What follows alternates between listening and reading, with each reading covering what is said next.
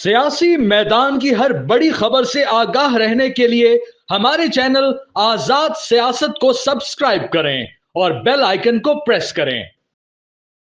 बिस्मिल्लाहिर्रहमानिर्रहीम। नाज़रीन अस्सलाम वालेकुम, मैं हूं इमरान वसीम।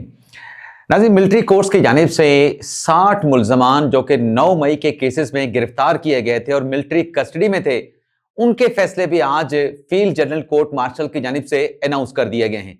देखने और सुनने को तो ये मिलिट्री कोर्ट्स के फैसले हैं, फौजी अदालतों के फैसले हैं, लेकिन इन फैसलों के जरिए एक बड़ा पैगाम भी दिया गया है और वो पैगाम है पाकिस्तान तहरीक इंसाफ के लिए। वो पैगाम है बानी पीटीआई इमरान खान के लिए। वो पैगाम है उन आलमी ताकतों के लिए, उन आलमी कुव्वतों के लिए जो पिछले चंद रोज से मिलिट्री कोर्ट्स की जानिब से सुनाई गई सजाओं पर जो गहरी तशवीश या सवालात उठा रहे थे। आज नाज़रीन जो 60 मुल्ज़मान को फैसले सुनाए गए हैं, मिलिट्री कोर्ट्स की जानिब से सजाएं सुनाई गई हैं, उसमें पहले नंबर पे जो मुल्ज़िम हैं वो कोई और नहीं, बानी तहरीक इंसाफ इमरान खान के भांजे हसन नियाजी हैं, जिन्हें कोर कमांडर हमला केस में मिलिट्री कोर्ट की तरफ से 10 साल की कैद बामुशक्कत सजा सुनाई गई है। पाकिस्तान तहरीक इंसाफ के रहनुमा इबाद फारूक जो कि जना हाउस हमला केस में मुलविस थे, उन्हें फौजी अदालत की तरफ से 2 साल की सजा सुनाई गई है। अब ना ये 60 मुल्ज़मान को सजाएं सुनाने के बाद जो 105 मुल्ज़मान के जो कि 9 मई के मार धाड़ में पकड़ दकड़ तो नहीं कह सकते, तोड़ फोड़ में मुलविस थे, उन तमाम 105 मुल्ज़मान की जो सजाएं हैं, जो फैसले हैं, वो मुकम्मल हो चुके हैं।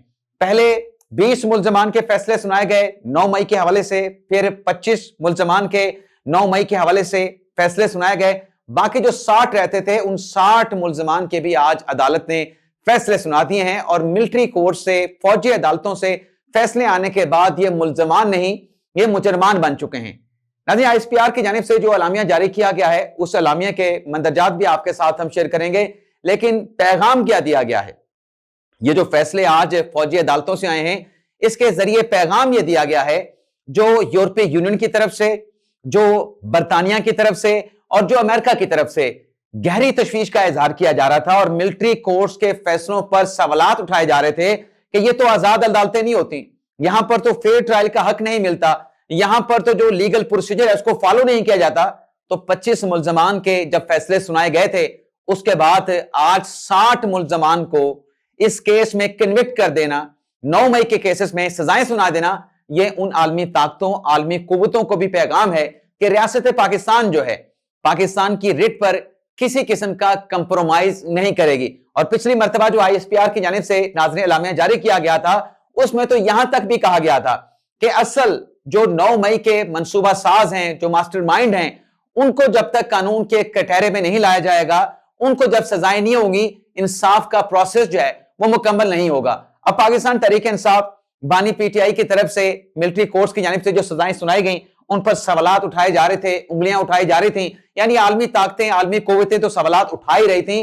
पाकिस्तान तहरीक इंसाफ की तरफ से भी जो पहले सजाएं सुनाई गई, आज तो मजीद 60 मुल्ज़मान की सजाओं का फैसला सामने आया है, इसे पाकिस्तान तहरीक इंसाफ की जानिब से मुस्तरद कर दिया गया था।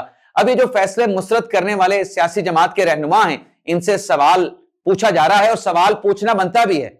सवाल यह है कि इमरान खान साहब के दौर में 2018 में, 2019 में, 2020 में जो सिविलियन के मिलिट्री कोर्ट्स में ट्रायल हुए थे, उस वक्त ये क्यों नहीं कहते थे? उस वक्त तो पाकिस्तान तहरीक इंसाफ के जो रहनुमा, जो इन फौजी अदालतों का, फौजी अदालतों के फैसलों का दिफा कर रहे थे, वो तो कह रहे थे कि बिल्कुल ठीक होनी चाहिए, मिलिट्री कोर्ट्स का जो वजूद है उसका भी दिफा कर रहे थे। आज चूंकि खुद 9 मई में इन्वॉल्व हैं और एक ऐसा संगीन जुर्म है कि हमारे दुश्मन ये शायद ख्वाहिश रखते हों कि पाकिस्तान की मिलिट्री इमलाक में घुस के वहां पे तोड़फोड़ की जाए, वहां पे जलाओ गिराव किया जाए। एक जमात के कारकुनान की तरफ से सब कुछ किया गया, इमरान खान के उसमें भांजे भी हैं। और नाज़रीन जो 60 सजाएं सुनाई गई हैं, इसमें एक साबिक ब्रिगेडियर भी हैं, इसमें एक साबिक गलबल मेजर भी हैं। तो इन सजाओं के जरिए यह पैगाम भी दिया गया है कि चाहे 9 मई के वाकयात में जो मिलिट्री तनसीबात को टारगेट किया गया है, वहां पे तोड़फोड़ की गई है, इसमें चाहे सिविलियन थे, चाहे फौज के रिटायर्ड अफसरान थे, किसी के साथ किसी किस्म का कंप्रोमाइज या किसी किस्म का कंसेशन उसको नहीं दिया गया। अक्रॉस द बोर्ड तमाम इन्वॉल्व जो मुल्जमान हैं उनको सजाएं सुनाई गई। अब जो आलमी ताकतों की तरफ से, बरतानिया, यूरोपीय यूनियन या अमेरिका की तरफ से मिलिट्री कोर्ट्स के फैसलों पर जो सवालात उठाए जा रहे हैं, तो यहां पर यह सवाल भी पूछा जा रहा है और यह सवाल पूछा जाना चाहिए, जैसे तहरीक इंसाफ से पूछा जाना चाहिए वैसे आलमी ताकतों से भी पूछा जाना चाहिए कि जब आपके मुल्क में इस तरह के वाकयात हुए, जब अमेरिका में 9/11 हुआ, जब बरतानिया में इस तरह के हंगामे हुए, जब यूरोपीय यूनियन में इस तरह के हंगामे हुए, तो वहां पर क्या स्पेशल ट्रिब्यूनल नहीं बनाए गए? 9/11 के बाद जब अमेरिका ने दहशतगर्दी के खिलाफ जंग का आगाज किया, तो अमेरिका ने खसूसी ट्रिब्यूनल नहीं बनाए थे, खसूसी अदालतें नहीं बनाई थी, जो गालिबन मिलिट्री कोर्ट से भी सख्त थी। तो आज जो एक मामला चल रहा था कि 9 मई के मुल्जमान को कब सजाएं सुनाई जाएंगी, तो मिलिट्री कोर्ट्स में जो कस्टडी में मुल्जमान थे उनका चैप्टर तो आज क्लोज हो गया है। पूरे के पूरे 105 मुल्जमान की सजाएं अनाउंस हो चुकी हैं। पहले जैसे मैंने कहा कि 20 मुल्जमान की जो सजाएं हैं वो गालिबन कोई अप्रैल या मई में सुना दी गई थी और 25 की अभी पिछले हफ्ते सजाएं सुनाई गई थी और बाकी 60 की भी आज सजाएं सुनाने के बाद इन तमाम मुल्जमान को मुजरम करार दे दिया गया है, 9 मई के जिम्मेदार करार दे दिया गया है। और अब इन लोगों को जो रेमेडी हासिल है, यानी एक तो इन्हें मिलिट्री कस्टडी से निकाल के जो है जो आम जेलें हैं वहां पर मुंतकिल किया जाएगा और आम जेलों में मुंतकिल करने के बाद इनके पास जो रेमेडी मैसर है, ये अपील भी कर सकते हैं आर्मी चीफ से, रहम की अपील कर सकते हैं कि उनकी सजा खत्म की जाए। और इसके अलावा अगर इस कन्विक्शन के खिलाफ, इस फैसले के खिलाफ जो जिम्मेदार करार पाए हैं, जो मुजरम करार पाए हैं, वो मुतलका हाई कोर्ट में भी जाके इन सजाओं के खिलाफ अपना अपील का जो राइट है उसको एजुटेट कर सकते हैं।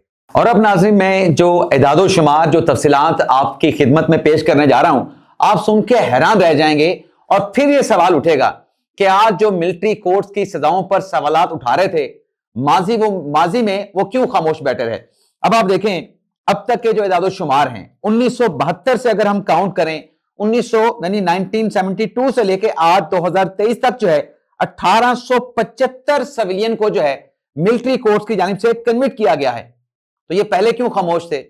अगर 2023 जब ये 9 मई का वाकया हुआ, उससे पहले जब मिलिट्री कोर्ट की सजाएं हो रही थी, खास तौर पे हम पाकिस्तान तहरीक इंसाफ की बात कर रहे हैं ना, क्योंकि पाकिस्तान तहरीक इंसाफ ने इन सजाओं को मुस्तरद किया और कहा कि हम इनको फैसलों को चैलेंज करेंगे। बिल्कुल चैलेंज करें, आपके पास राइट ऑफ अपील मौजूद है रिट पिटीशन की सूरत में। लेकिन सवाल वही पे है कि पहले आप क्यों खामोश थे। अब पीटीआई के अपने दौर के नाज़रीन दादो शुमार, जिसका मैंने पहले सरसरी से जिक्र किया, पीटीआई के दौर में देखें कि कितने सिविलियन को जो है फौजी अदालतों में ट्राई किया गया। उसमें नाज़रीन अगर 2018 की हम बात करें, 25 सिविलियन का मिलिट्री कोर्ट्स में ट्रायल हुआ। कौन वज़ीर आज़म था? बानी पीटीआई थे। किसकी हुकूमत थी? पाकिस्तान तहरीक इंसाफ की हुकूमत थी। आगे चलते हैं नाज़रीन, 2019 में आ जाते हैं, 61 सिविलियन का जो है फौजी अदालतों में ट्रायल हुआ।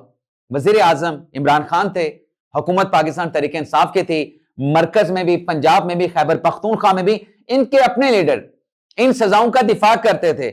ना सिर्फ सजाओं का दिफा करते थे बल्कि मिलिट्री कोर्ट्स का भी दिफा करते थे।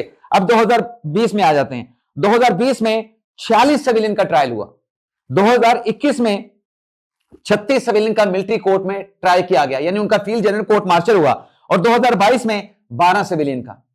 आज इनके अपने लोग, जो कि वीडियोस में देखे जा सकते हैं, जिस सीसीटीवी फुटेज का बार बार तकाजा करते हैं, मुतालबा करते हैं, वो सीसीटीवी फुटेज भी जारी की गई।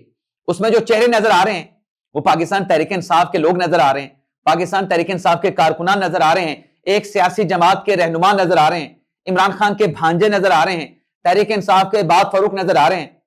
तो जब अपने दौर में सब कुछ हो रहा था तब तो खामोशी थी, लेकिन अब चूंकि खुद मिलिट्री इमलाक पे, मिलिट्री तनसीबात पे अटैक करके मिलिट्री कोर्ट्स में ट्राई हुए हैं, तब ये अदालतें इनको बुरी लगती हैं। इन अदालतों के फैसलों के खिलाफ खराफाक जो है वो बके जाते हैं। इजाजत चाहते हैं नाज़रीन, अल्लाह हाफिज।